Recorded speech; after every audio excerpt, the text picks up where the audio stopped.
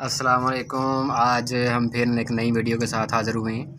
आज क्योंकि हमने रिसेंटली डिस्कस किया था कि चैप्टर नंबर नेक्स्ट चैप्टर हमने शुरू किया था, तो कंज्यूमर बिहेवियर चैप्टर का नाम था। बहुत ही ज़्यादा पेपर पॉइंट ऑफ व्यू के हवाले से बहुत ही ज़्यादा इंपॉर्टेंट चैप्टर है। उसमें सबसे पहला टॉपिक हम करेंगे, सबसे पहला कानून करेंगे बेसिकली, जिसको हम कहते हैं लॉ ऑफ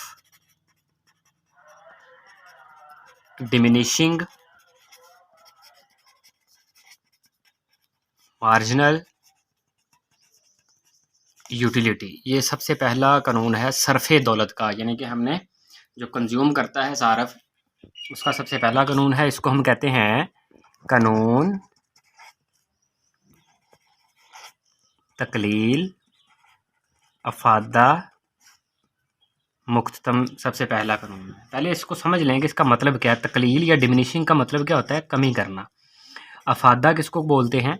अफादे का मतलब होता है किसी भी हाजत की तस्कीन पूरी होना, किसी भी हाजत की तस्कीन मुकम्मल हो जाना, मुकम्मल होना। मतलब इसका क्या है कि अगर आपको किसी भी चीज़ की हाजत हो रही है, ख्वाहिश हो रही है, तो अगर वो आपको मिल भी जाए, वहाँ पर सेटिस्फेक्शन पूरी हो जाती है। तो किसी भी हाजत की सेटिस्फेक्शन का पूरा होना, सेटिस्फेक्शन की पूरी होना, उसको हम क्या बोलते हैं? अफादा बोलते हैं। याद रख लें। मिसाल के तौर पर एक मिसाल देता हूँ। अगर आपको पानी की प्यास लगी हुई है, आप को हाजत है कि मैंने पानी पीना है अब, तो अगर वो पानी आपको पानी का गिलास मिल भी जाए, उस वक्त क्या होगा जी? अफादा हो जाएगा। अब ये ज़रूरी नहीं है कि जिसमें अफादा हो उसमें फ़ायदा भी हो, ये ज़रूरी नहीं होता, क्योंकि जो लोग सिगरेट नोशी करते हैं उनके लिए सिगरेट के अंदर अफादा होगा, क्योंकि उनको सिगरेट पीने की हाजत होगी, लेकिन उनको उनका फ़ायदा नहीं होता बल्कि नुकसान होता है। तो ठीक है, ये हो गया अफादा। मुख्ततम का मतलब क्या होता है? ये तो हो गया जी अफादा। मुख्ततम का मतलब क्या होता है? मुख्ततम हमने इकोनॉमिक्स में बहुत बहुत बार पढ़ना है, इसको बार बार पढ़ना है। जो भी चीज़ हम पढ़ेंगे, मतलब अफादा पढ़ेंगे, मुख्ततम अफादा पढ़ना पड़ेगा, मसारफ़ पढ़ेंगे, कॉस्ट पढ़ेंगे तो मार्जिनल कॉस्ट पढ़नी पड़ेगी। ये मार्जिनल को भी हम मुख्ततम ही कहते हैं, जिसका मतलब है वेरी वेरी नेक्स्ट जो यूनिट है उसका हमने अगर कैलकुलेट करना है अफादा, तो क्या होगा? मतलब अगली इकाई से हासिल होने वाला अफादा को हम क्या कहते हैं? मुख्ततम। यानी कि अगर अफादा मुख्ततम लिखा है ना, तो इसका मतलब है अगली इकाई से हासिल होने वाला अफादा। अगर इधर आ जाए मसारफ मुख्ततम या मुख्ततम मसारफ, तो अगली इकाई से हासिल होने वाला मसारफ। अगर मुख्ततम हासिल आ जाए तो इसका मतलब अगली इकाई से हासिल होने वाला रेवेन्यू। यानी कि जो भी मुख्ततम के साथ आएगा वो अगली इकाई से हासिल होने वाला हो जाएगा। ठीक है, तो अब हम इसकी तारीफ़ करते हैं। यानी कि मुख्ततम का मतलब अगली इकाई से हासिल होने वाला, यानी कि हम ऐसा कानून पढ़ने लगे हैं जिसमें अगली इकाई से हासिल होने वाला अफादा वो क्या होगा? कम। तो इसकी तारीफ़ सुन लें। तारीफ़ इसकी क्या होगी? अगर किसी शख्स के पास किसी चीज़ की जितनी ज़्यादा इकाइयाँ या इकाई आती जाएंगी, उसका अफादा उतना ही कम होता जाएगा, और ये अफादा सिफर भी हो सकता है और मनफी भी हो सकता है। ठीक हो गया?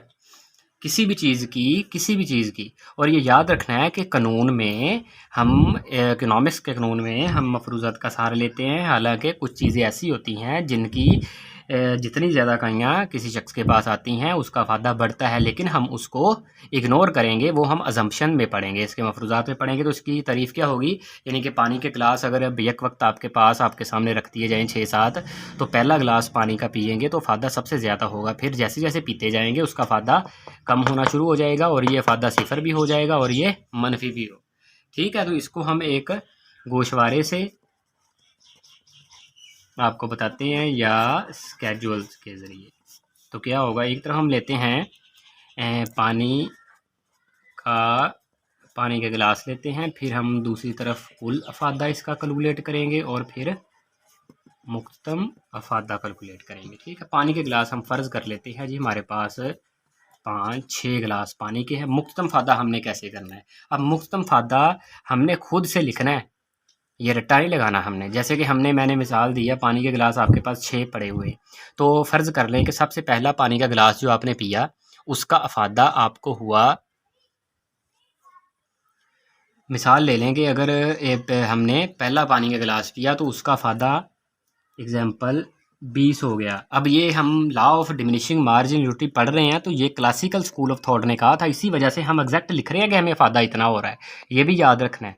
अच्छा, उसी वक्त अगर मैंने दूसरा पानी का गिलास पिया तो फ़ायदा कम हो जाएगा 15, फिर पिया फिर कम हो जाएगा, फिर पिया फिर कम हो जाएगा। एक स्टेज आएगी 5वीं इकाई, यानी 5वां गिलास जब आपने पानी का पिया ना, उस जगह पे फ़ायदा क्या हो गया जी? सिफर। यानी कि अब ये आप कह रहे हैं कि अब भी मेरा अफादा जो है ना वो सिफर है, अब मैं और पानी नहीं पी सकता, तो मैं आपको फिर भी पिलाऊंगा, धक्के ना पियोना पैना। तो अगर ये देखने के लिए कि माइनस जाता है कि जब आप छठा पानी का गिलास पियेंगे तो अफादा ऑटोमेटिकली माइनस में चला जाएगा। उम्मीद है कि इस गोशवारे की समझ आई होगी। अच्छा, एक रह गया, कुल अफादा किसको बोलते हैं? कुल अफादा मालूम करने के लिए किसी भी जगह पे कुल मसारफ हो या जो भी हमने कुल मालूम करना है उसका मुख्तम लाजमी होगा। तो मुख्तम को हमने जमा करना है तो कुल आ जाएगा। मुख्तम को जमा कैसे जमा करने का तरीका कार है, ये देखें। पहले हमने 20 लिख लिया वैसे ही, फिर 20 में 15 हमने जमा करने हैं, 35, 35 में 10 जमा करने हैं, 45 में 5 जमा करने हैं, 50 में सिफर जमा करेंगे तो 50 ही आएगा, फिर 50 में 5 माइनस करने हैं। तो ये हो गया जी हमारा कुल अफादा। तो ये गोशवारा स्केड्यूल जो है ना वो तैयार हो गया है।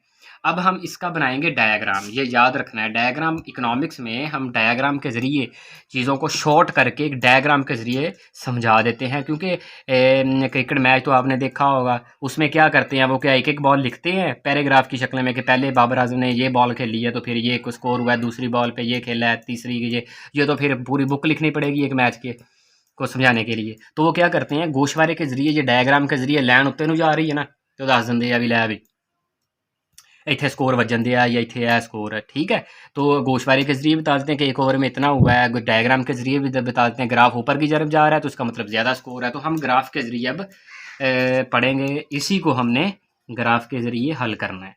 तो मिसाल मैं एक ग्राफ बनाता हूँ। ये मैंने वो वाई महवर, और ये होगी जी एक्स महवर, ओ एक्स ओ वाई। ओ एक्स महवर पर हमने क्या लेनी है? क्वांटिटी। क्वांटिटी क्या है? पानी के गिलास हैं। और ओ वाई पर हमने मार्जिनल यूटिलिटी यानी कि मुख्तम फ़ायदा और टोटल यूटिलिटी कुल फ़ायदा दोनों लेनी है। ठीक है, तो अब मैं जो इकाइयाँ इसकी वैल्यूज़ इस तरह से एडजस्टमेंट करूँगा कि यहाँ तक 50 की 50 सबसे बड़ी 50 है, 50 पूरे होने चाहिए। ऐसा नहीं करना हमने, इधर देखें 50 5 से अगर शुरू करें, 5 10 15 20 30 40, 5 10 15 20 25 30 35 40, ये तो ऊपर चली जाएगी। हम इस मतलब सीक्वेंस के साथ इकाइयाँ देंगे कि वो आखिर तक बिल्कुल पूरी हो जाए। तो मैं 10 के लिहाज से देने लगा हूँ, 10 20 30 40 और ये 50, ये देखें। और नीचे क्योंकि ये ओ एक्स महवर इसमें पॉजिटिव इकाइयाँ होती हैं और इसी की जो पीछे ओ एक्स महवर जो दूसरा वो नेगेटिव इकाइयाँ होती हैं।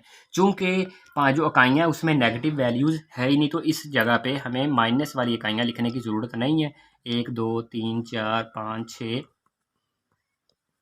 इस जगह पे पॉजिटिव ओ वाई पर जो हमने मालूम करनी है चीज़ें, और उसी जगह पे नीचे जो आएगी वो नेगेटिव की आएंगी, क्योंकि इधर देख लें नेगेटिव है। तो ये आ गया जी -10 -20।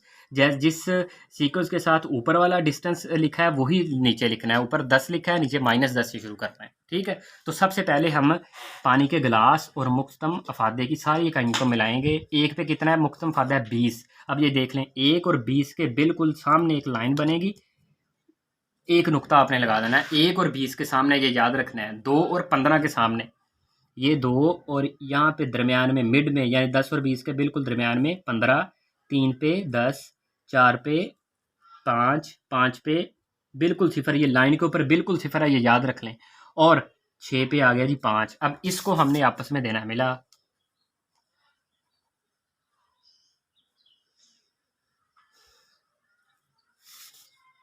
तो ये हो गया जी MU, ये याद रख लें, ये होगा जी MU मार्जिनल यूटिलिटी मुख्ततम अफादा। अब इसी तरह इस इकाइयों को इन कुल अफादे सारे सबसे मिलाना है। 1 पे 20 है, इस पे 20 तो पहले लगा वो, 2 पे 35, 30 और 40 के बिल्कुल मिड में 35 है, फिर 45, 40 और 50 के 3 पे, ये भी नीचे भी ध्यान रखना है, 3 के साइड पे नहीं कर लेना, 3 पे और बिल्कुल 45, फिर आ गया जी 4 पे आ गया 50, फिर 5 पे भी 50, फिर 6 पे कितना आ गया जी 45। तो इसको आपस में आपने मिला देना है, ये होगा जी टोटल यूटिलिटी। अब देखें, मैं इधर इधर भी लिख देता हूँ इसकी तारीफ़ें। ये सारा मुख्तम फ़ायदा है, ये याद रखना है, क्योंकि अगली इकाई से हासिल होने वाला फ़ायदा मुख्तम होता है। ये यहाँ तक सिफर से ऊपर ऊपर ये सारा अफादा मुस्बत है। अगर इसकी तारीफ भी आ गई ना तो आप लिख सकते हैं कि सिफर से ऊपर वाला अफादा कौन सा होता है, मुस्बत, और ये सिफर अफादा ये मनफी अफादा। तो इसके अलावा इसकी अब रह गई हैं जी मफरूज़ात, जो अब अजम्पशंस होती हैं वो बहुत ज़रूरी होती हैं। तो अजम्पशन मफरूज़ात मतलब इस कानून को सही साबित करने के लिए हमने कुछ चीज़ों का सहारा लेना है जो कि हमने फ़र्ज़ करनी है। तो क्या उसको बोलते हैं, मफरूज़ात। सबसे पहला मफरूज़ा कौन सा है कि हमने ये चीज़ का मुसलसल और लगातार इस्तेमाल करना है। इसमें लिखना है आपने मुसलसल और लगातार इस्तेमाल करना है, continuously use of the good. इसका मतलब क्या है, इसका मतलब ये है कि मिसाल के तौर पर अभी हमने पीछे जो गोशवारा बनाया, डायग्राम ग्राफ बनाया, उसमें हमने बैक वक्त 6 गिलास पानी का यूज़ किया। अगर हम 1 गिलास सुबह यूज़ करें, शाम यूज़ करें, तो जो दूसरा पानी का गिलास है उसका जो फ़ायदा बढ़ भी सकता है। हमने करना है कम। तो हमने किसी भी चीज़ का मुसलसल और लगातार इस्तेमाल करना है। दूसरे नंबर पर आ गया जी शय की मुनासिब मिकदार होनी चाहिए। मुनासिब मिकदार पानी का गिलास है, मुनासिब मिकदार है। अगर आप घड़े नूं मूँह ला लिए, पता लग जाएगा अपन अफादे का, नहीं पता लगेगा। हमने छोटी छोटी इकाइयाँ यूज़ करनी है, वो शय की मुनासिब मिकदार यूज़ करनी है। तो वो सही तरीका कौन सा है, पानी के गिलास से हमें पता चल जाएगा। तीसरे नंबर पर शय की यकसा नोयत होनी चाहिए। इसका मतलब क्या है कि अगर हमने पहला गिलास पानी का पिया है ना, तो फिर सारे जितने भी गिलास पानी, वो पानी के ही पीने हैं भाई। अगर पहला जूस का पिया, फिर अगले वाले जूस के पीने, फिर भी फ़ायदा कम होगा। अगर तुम अनानास का जूस पीना वा तो फिर भी पुत कम नहीं होएगा। ठीक है, जो मर्जी, जो पहला इस्तेमाल किया वही करना है। अच्छा जी, फिर चौथे नंबर पर आ गया जी सारफ की जहनी कैफियत ना बदले। अब सारफ की ज़हनी कैफियत भी तो बदल सकती है ना। अगर वो पहला गिलास पानी का पी के नहीं ये कहे जी अब मैंने जूस का गिलास पीना, तो वो पहला अफादा 20 होगा पानी के गिलास का। दूसरा अगर उसने जूस पिया तो वो 25 हो सकता है। हमने बढ़ने नहीं देना, कम करना है, ये याद रखना है। और 5वें नंबर पर आ गया जी सारफ की आमदनी ना बदले। सारफ की हमने इस कानून को सही साबित करने के लिए ये फ़र्ज़ करना है कि सारफ की इनकम भी नहीं बदलनी चाहिए। अगर सारफ की इनकम बदलेगी तो वो एक ही चीज़ को मुसलसल इस्तेमाल नहीं करेगा, वो फिर अलग अलग करेगा। ठीक है, जो ये इसकी जम्पशंस हो गई। इसके बाद इसकी हदबंदियाँ भी हैं, यानी कि लिमिटेशंस है। ऐसी चीज़ें जिसका फ़ायदा कभी भी कम नहीं होता। तो ये भी मैंने कहा बता दूँ, मान लो ज़रा सबसे पहले पैसे का कभी फ़ायदा कम होता है। ਤੁਹਾਨੂੰ कभी 100 रुपया दे के ਤੁਹਾਡੇ ਅੱਬੂ ਨੇ ਕਿਹਾ ਹੋਵੇ ਹੋਰ ਲੈ ਲਾ, ਤੇ ਅੱਗੋਂ ਤੁਸੀਂ ਕਿਹਾ ਹੋਵੇ नहीं नहीं 100 ही बहुत है, कभी कहा है? नहीं कहेंगे, क्योंकि फ़ायदे का कभी लाख हो, 2 लाख हो, करोड़ हो, आप कभी भी नहीं कहेंगे कि कम है। कहेंगे कि और आ जाएँ तो आ ही जाएँ, कुछ नहीं होता, और भी आ ही जाएँ, कोई मसला नहीं है। इल्म फ़न, जो लोग इल्म हासिल करते हैं उनका अफादा भी कभी कम नहीं होता। वो कहते हैं कि ये भी सीखने को मिल जाए, ये भी सीखने को मिल जाए। तो वो इल्म फ़न का अफादा कभी भी कम नहीं होता। नशावर जो चीज़ें हैं उनका अफादा भी कभी कम नहीं होता। एक सिगरेट अगर पी लिया किसी ने तो कहता मैं नहीं हुण भर के आउंदे जरा। नशावर चीज़ें का भी, अशिया का अफादा भी कभी कम नहीं होता। ज़िबाइशो आराइश के लिए वो चीज़ें जो ज़िबाइशो आराइश की अशिया जो होती हैं, जो दिखावे के लिए होती हैं, वो एक अगर मैंने लॉकेट लिया है अगर किसी ने, तो वो जब देखता है जाके कोई और रिश्तेदार, वो कहता नहीं नहीं मैंने भी यही लेना है। तो ये ज़्यादातर औरतों में पाई जाती है चीज़, माजरत के लिए फॉर लेडीज़। लेकिन मोस्टली ऐसा ही होता है कि मैंने एक चीज़ अगर ली है तो फिर दूसरे ने अगर मैंने देख लिया पहने तो फिर मुझे भी लेनी है मैंने। तो ये बाईशो राइस का भी अशिया का फ़ायदा भी कभी कम नहीं होता। ये वो चीज़ें थी जिनका फ़ायदा कभी भी कम नहीं होता, और अजम्पशन जो है इसको हमने कांस्टेंट रखना है, ये तब्दील नहीं होने देने, तो फिर ये कानून काम करेगा। मुझे उम्मीद है कि आपको ये लेक्चर की समझ आई होगी। अगर समझ आई है तो मेरा यूट्यूब चैनल सब्सक्राइब करें और बेल आइकन को लाजमी दबा दें। शुक्रिया, खुदा हाफिज़।